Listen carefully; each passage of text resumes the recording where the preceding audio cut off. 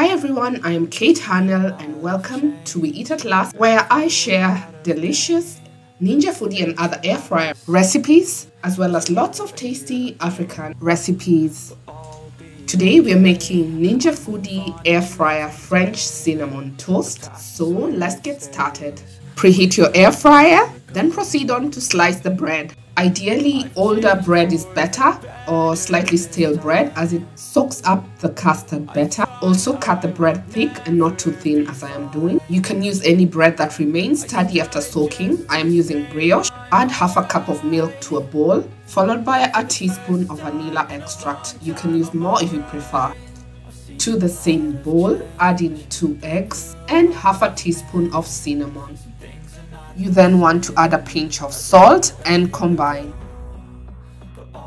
Dip each slice of bread in the egg mixture and flip so it is well coated with the custard.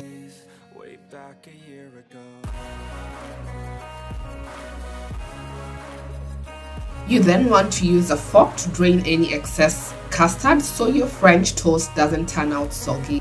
Depending on how big your air fryer is, repeat the process for 1 or 2 more slices. I was able to fit 2 slices in my Ninja Foodi mats. Once done, you want to line your air fryer basket with parchment paper or silicone liners. This is very important, otherwise your French toast will stick to the basket and that's not what we want. You then want to air fry at 392 degrees Fahrenheit. That's about 200 degrees Celsius. Making sure to check and flip mid-cooking. Once you have flipped them, you just want to close your air fryer basket and cook them for the remaining time.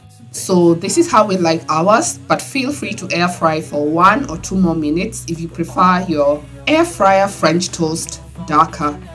Serve with maple syrup, butter, fruit salad, or as preferred.